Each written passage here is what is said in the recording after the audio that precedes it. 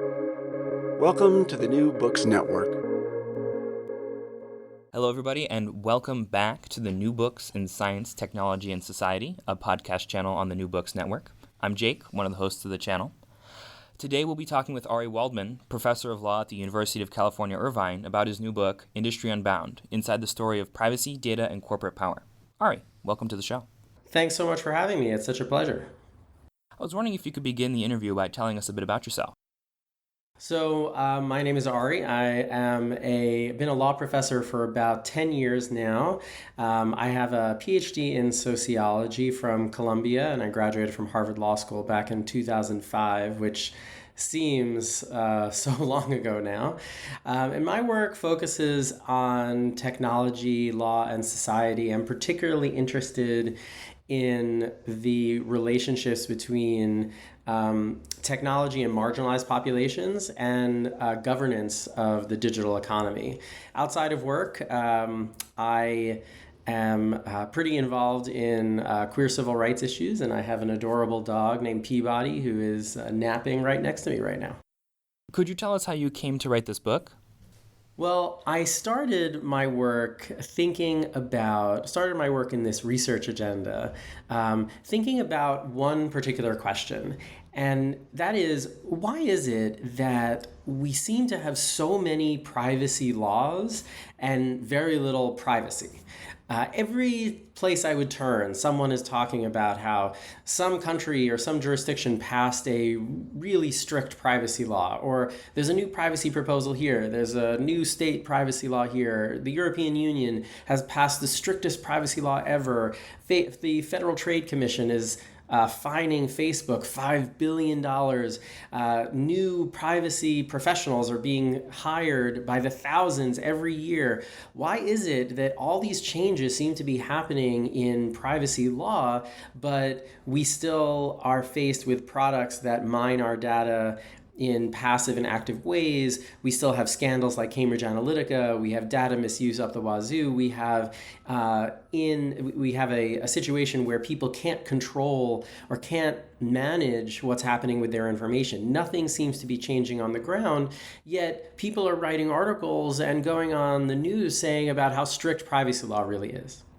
So the question is, why do we have so much privacy law and very little privacy? And I realized that there's one area that no one's been talking about, that no one has researched adequately, and that is what happens in that space, in that liminal space between the laws as they get written and how they reach us on the ground. And in the case of the information industry, the people that sit in between those two ends, the people that sit in that space, those are industry people. Those are compliance professionals. Those are privacy lawyers.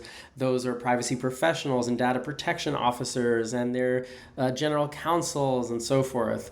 So as a sociologist, this was right up my alley.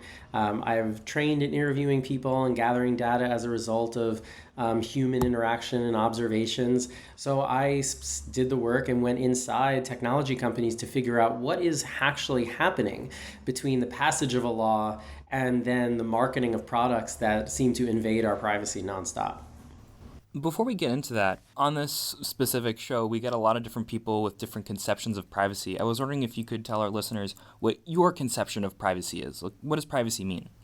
What I mean by privacy as power, I mean that privacy empowers.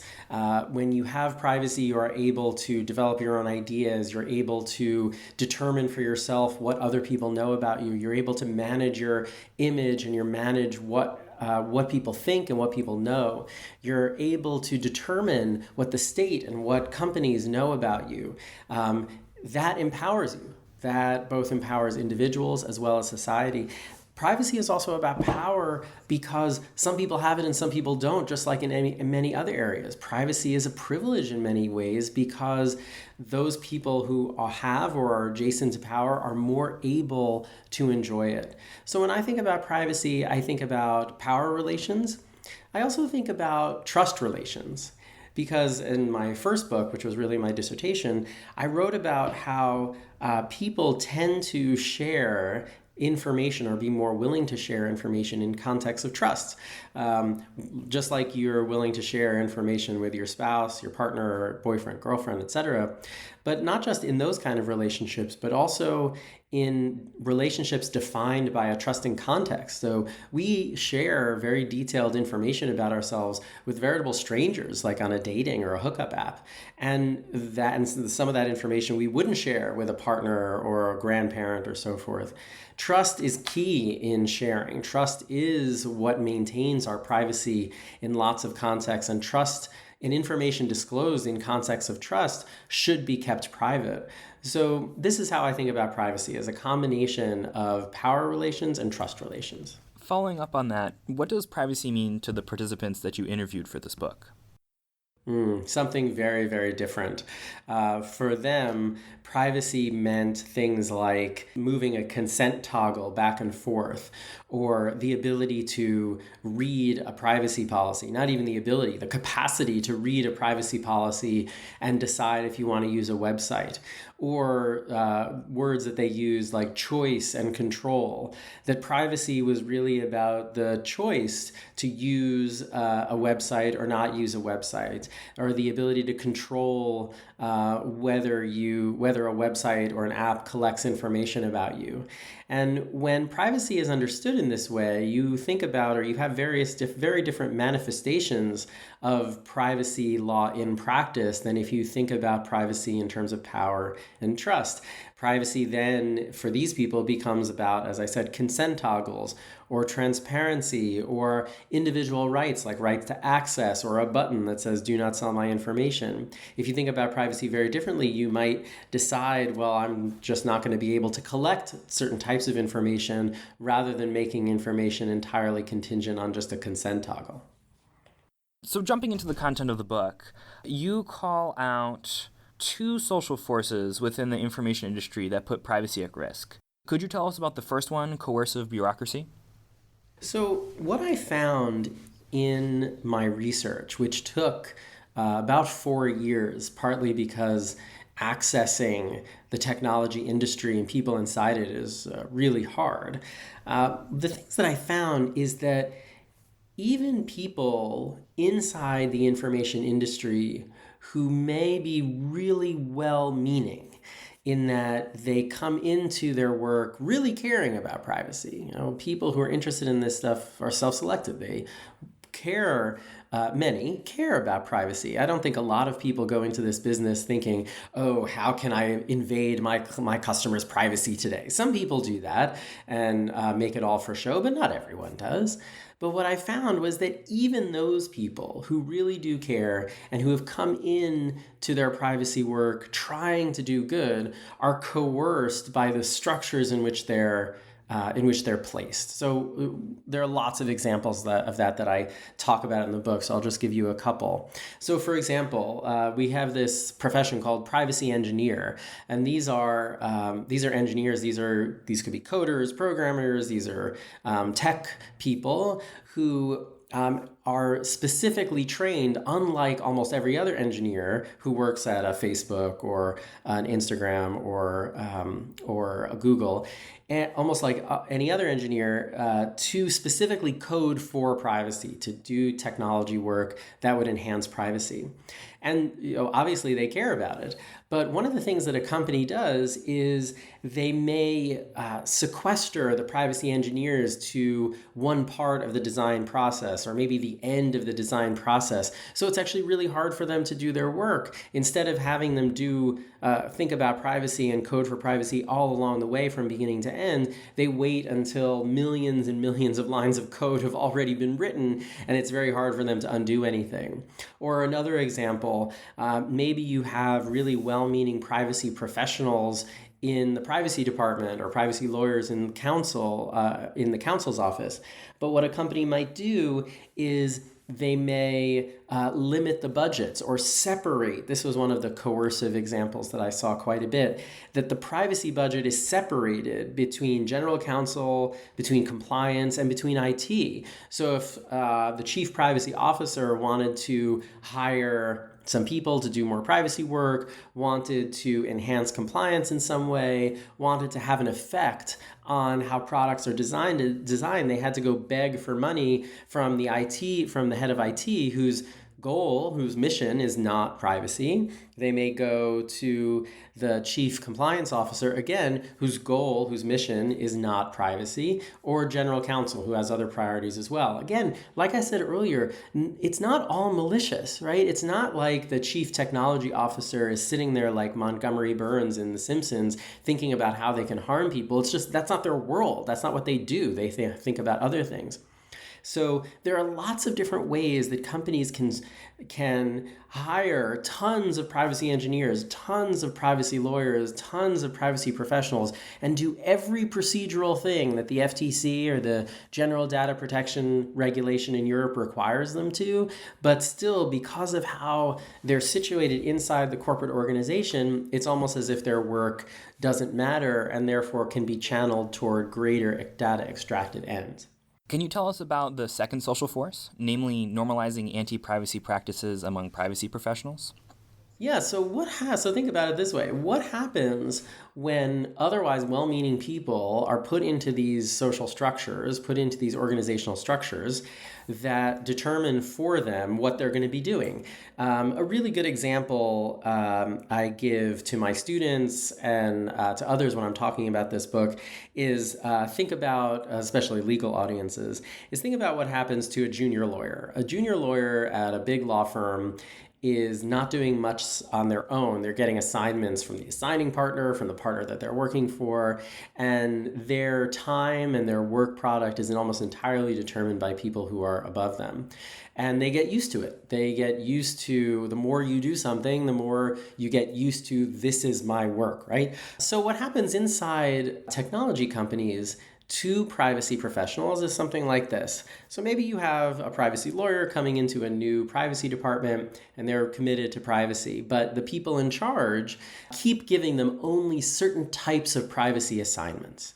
They may come in thinking that privacy is about power, is about anti-discrimination, is about trust, but if your boss only gives you assignments that are about privacy policies and transparency and notice and giving people choice or something like that, then you become habituated. You become used to thinking, used to behaving as if this is what privacy is. And then all of a sudden, those performances, those habits, those things that you're doing become part of your identity as a privacy lawyer or as a privacy professional. This happens to all of us. We all get into routines. And as a result of all of those routines and those performances, we come to think that what we do is normal. What we do is associated with normality or associated with proper behavior. So if someone tells you, without telling you, right? Someone tells you that privacy is about choice by giving you all of these assignments and all of this work that is almost exclusively about transparency and choice.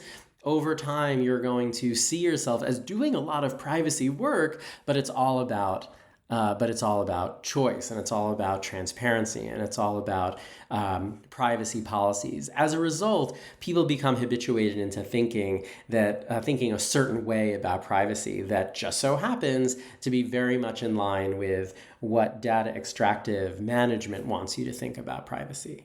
I'd like to pick up on something you mentioned there, which is the idea of notice and choice as the de facto model of privacy. You call in your book that there are some issues with this model, and there are, in fact, some other alternatives. Would you mind elaborating on both of those things? Notice and choice is the idea that privacy is about us taking in information about what happens with our data and then making a choice to use a website or not use a website as a result of that information. The manifestation of notice and choice is the famous privacy policy, which many people have seen and very few have read. Privacy policies are long, they're legalese, they're written in 7-point font, they're very hard to find, they're always at the bottom of a page that you have to click on, and they're always in the way of you accessing what you really went to the website for. So very few people, other than students in privacy classes, read privacy policies. So not only is the problem, there are many problems with notice and choice, not only is the problem that people don't take in the information because they're not reading privacy policies, but the other part of the problem is, even if we all read privacy policies, even if we took all of that time, it's very difficult for humans to take in that information and then translate that, assuming they could take in the information, and then translate that into a rational choice that directly reflects your preferences from taking in that information. There are lots of reasons why. One reason is because we tend to make decisions based on heuristics as opposed to information or informed consent. Informed consent works really, really well in a one-off.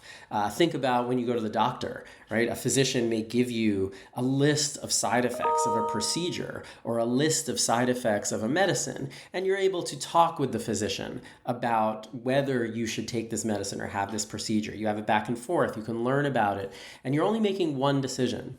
But in the information economy, you're making that decision a bazillion times. You're making it on every website, on every app. Every time you open your computer, you have to make that decision. So not only do people not read them, and not only is it hard for us to translate information that we take in to make a rational choice that reflects our preferences, but the third problem is that we have to do it all the time, and we get tired of that, and we get so tired of it that we give up. We become nihilists about it. And I was recently part of a joint paper with Joe Toro at the University of Pennsylvania showing that people give up because of this problem all the time. And there are many other problems with notice and choice. And despite that, notice and choice is the primary form of privacy regulation, or has been the primary form of privacy regulation for decades. I've written an article that argued that notice and choice was essentially the first wave of privacy law in the United States and in Europe and around the world, and that was entirely self-regulated. It's entirely about put the onus of privacy protection on us, and is entirely a form of self-regulation on the parts of the company. Things are changing now, but notice and choice is still a key part of regulation, even today. What organizational strategies do companies use to ensure that privacy laws are interpreted and implemented in ways that do not interfere with data extraction? Wow, there are lots of things that companies do to make sure that even the most strict sounding laws are not going to interfere with their business model. So first and foremost, the approach that privacy or data protection law has taken, despite the vigorous lobbying efforts supposedly against these laws, is almost exclusively procedural. And companies have become really, really good at channeling or orienting procedures toward legitimizing or framing the behaviors that they do already, rather than restricting their data-based or data-driven business model. And what I mean by that is, well, think about procedure. The procedures that are required by the General Data Protection Regulation in Europe, which is Europe's comprehensive privacy law. These procedures are things like an impact assessment, where you're supposed to assess determine how a new product affects consumer privacy. There are record-keeping requirements. You have to hire data protection officers. You hire privacy offices. These are similar requirements in the Federal Trade Commission's requirements for comprehensive privacy program. These are procedural requirements. They're not limiting what the company does as a matter of substance. They are procedural things that are meant to, at least at their best, keep privacy front of mind as people are going about their daily lives. But what companies do is, even though an impact assessment, again, it's this procedural requirement about what a company is doing, even though companies have to conduct an impact assessment, they reduce it to a checkbox, right? So in my research, I literally found a checkbox chart that reduced an impact assessment requirement. Does the item do this? Does it use gender? Does it use sensitive data? Does it do X? And all the people working on it had to do was check yes or no, X or check, or Y or N. And maybe there were 4 or 5 questions, and that was it. And even in one place that I was researching, there was even a note on top of the form that said, unless there's any doubt, just check no, right? So what companies do is they turn these procedural requirements and they become symbolic. Merely symbolic of what they're supposed to do. And symbolic compliance is not new. The late Lauren Edelman, who was a professor of sociology and law at UC Berkeley, who recently passed away way too soon, she wrote this fantastic book called Working Law, which was about how merely symbolic structures of compliance have taken the place of real substantive compliance with Title VII of the Civil Rights Act, which is about gender equality in the workplace. So instead of, similarly, her question was, why have we had this law for so long, but we haven't had any real big improvement in gender equality at the high levels of companies?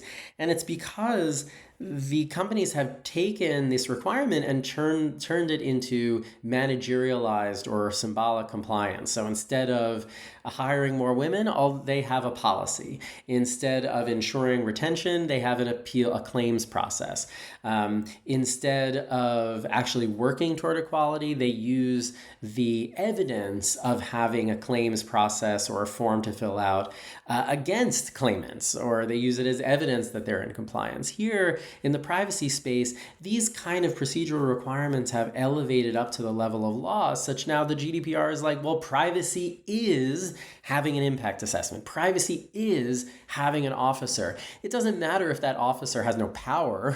It doesn't matter if that chief privacy officer has no budget. It doesn't matter if that chief privacy officer is always overruled. It doesn't matter if the impact assessment is just no, no, no. It doesn't matter if the audit is just the audit of privacy programs involve questions like, are you in compliance with Section 3.2 of the FTC consent decree? And the answer is just a letter from the executive of the company saying, yes, we are in compliance with Section 3.2. It doesn't matter as long as you go through the motions. And what I found during my research is that even though I'm sure out there are companies that are trying to do their best when it comes to privacy, the procedural requirements of the second wave of privacy laws like the GDPR are very often reduced to these symbolic forms of compliance that are for marketing purposes and therefore just in name only. How do design processes bake in an anti-privacy bias in these companies? These processes also become habituated to the point where privacy professionals believe that this is what privacy is. When you talk to people in compliance departments or privacy compliance departments, and you ask them to think about, you ask them, what do you do on a regular basis? What is your job? And they will show me stacks and stacks of paper of work product, policies, booklets, training, impact assessments that they spent the last several months on. And that's a lot of work. There's no doubt that that is a lot of work.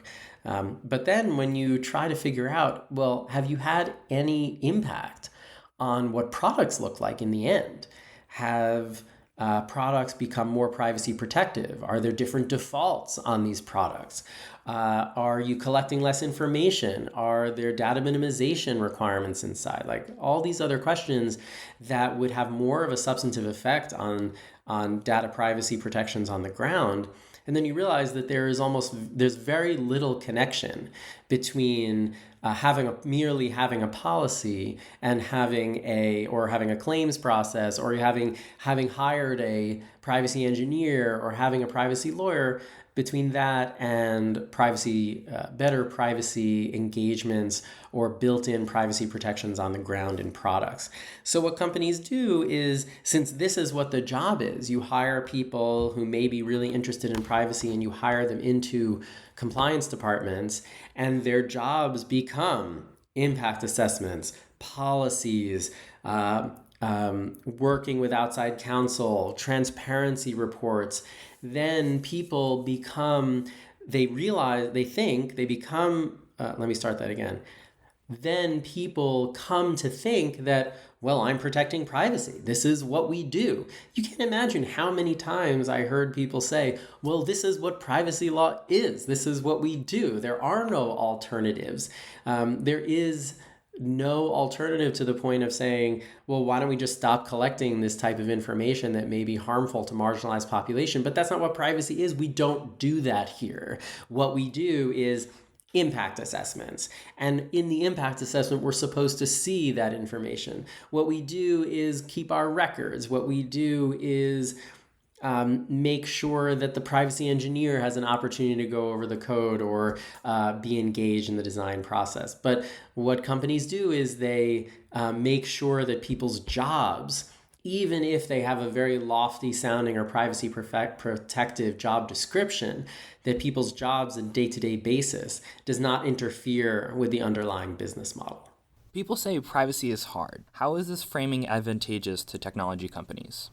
Well, when privacy is hard, then it's very easy to excuse quote-unquote mistakes. So it's very easy for a company to say, just like Facebook, or now Meta, has said many, many times over the years during its repeated privacy scandals, they say, privacy is hard. We're working on it. Trust us. Give us some time and we'll get it better. We'll get it right. But over the years, have they gotten better? Have they gotten it right? And of course not, right? These things keep happening. The fact that something is hard is an excuse for them to shove aside or to explain away their inadequate compliance or their inadequate behavior. And yeah, no one is doubting that privacy is more than just turning on and off a light switch. No one is saying that.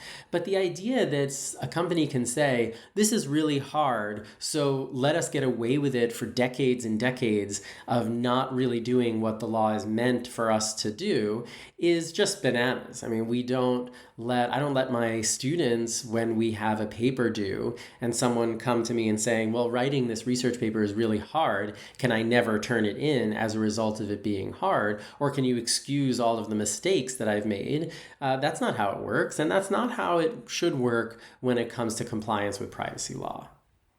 What do you see as some of the potential solutions to these privacy problems? So this is the rub, right? And this is where we need to go. What we've seen so far, we can't solve the problem without fully understanding where we have been.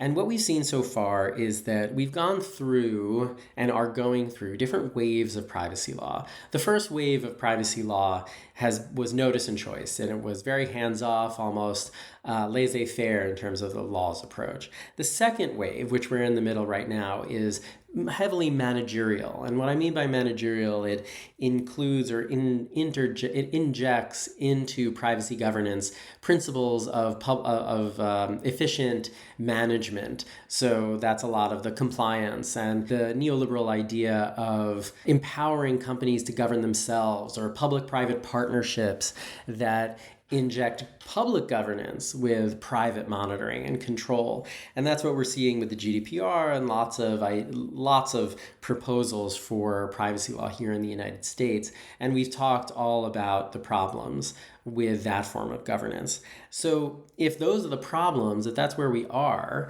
then we need something entirely different.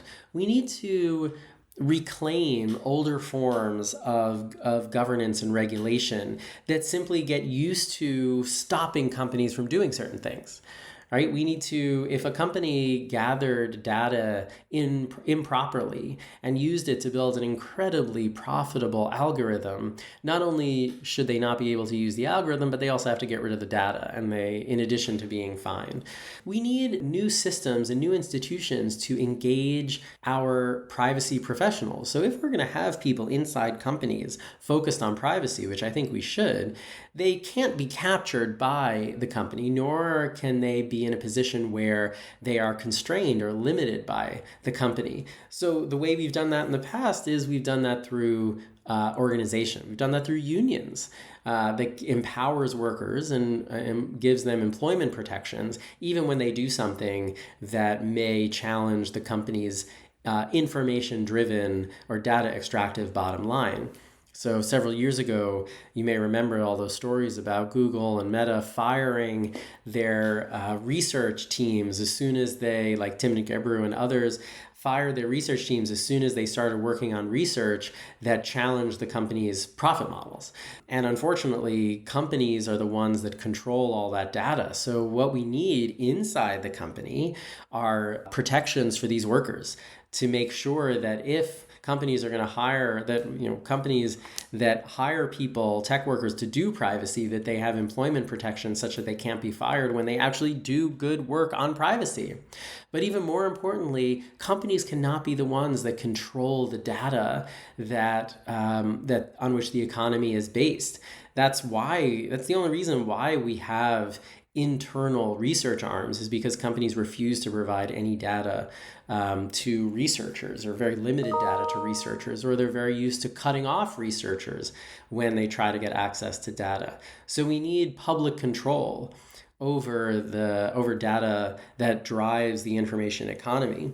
No one is saying that we need to shut down the internet or go back to a different type of economy that's not based on information.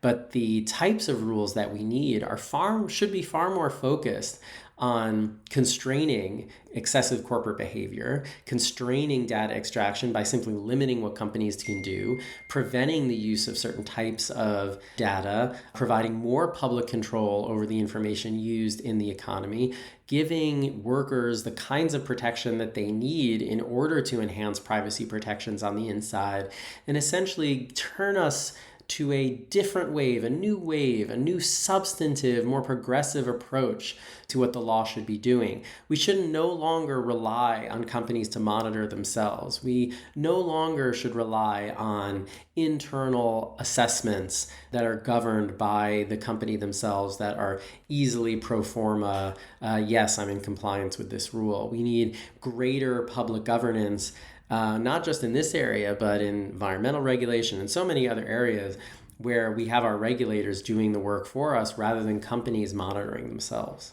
Well, Ari, thank you so much for taking the time to come on the show. It's about all the time we have for today. If people want to find out more about you and your book, where can they go?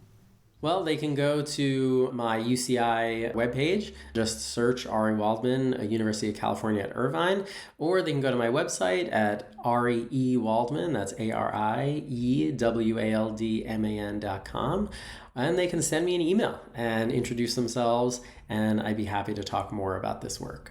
Great. Thanks again for coming by. Thank you so much for having me. It's fun to talk with you.